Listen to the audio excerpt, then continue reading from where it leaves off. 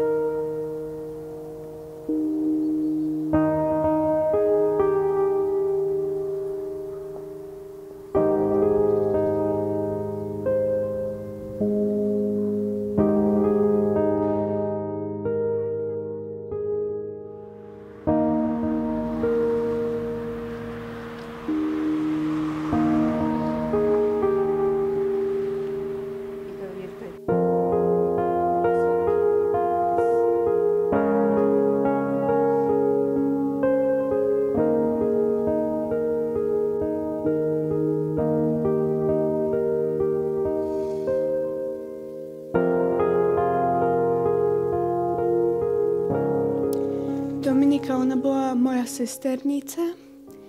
Ona bola strašne dobrá. Ona taká, že vždycky sa so mnou aj hrávala, že ona bola taká so mnou ojažená, vždy my sa húpavali. Naposledy, keď som ju videla, no bolo to presne moje babky oslave, ale ešte predtým to bolo na mojej oslave. Som oslavovala 10 rokov a ona tam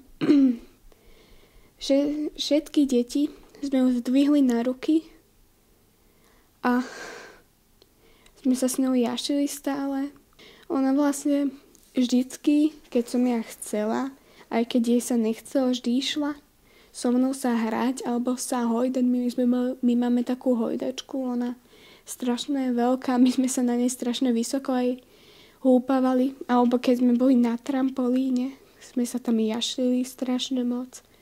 Vždycky sme tam skákavali, išli sme tam ona, ja, môj brat a bratranec, sme tam skákali, skoro tá trampolína spadla. Co sa stalo? Zrazilo ju auto. Asi tak, babka mala oslavu a tu mala kedy, v piatok či sobotu, neviem. Potom babka odišla aj na dovolenku. Potom ju to auto zrazilo, tak musela dojsť aj. V tej nemocnice bola 10 dní. Zomrela vtedy, keď mala si tak o mesiac mať 18 rokov.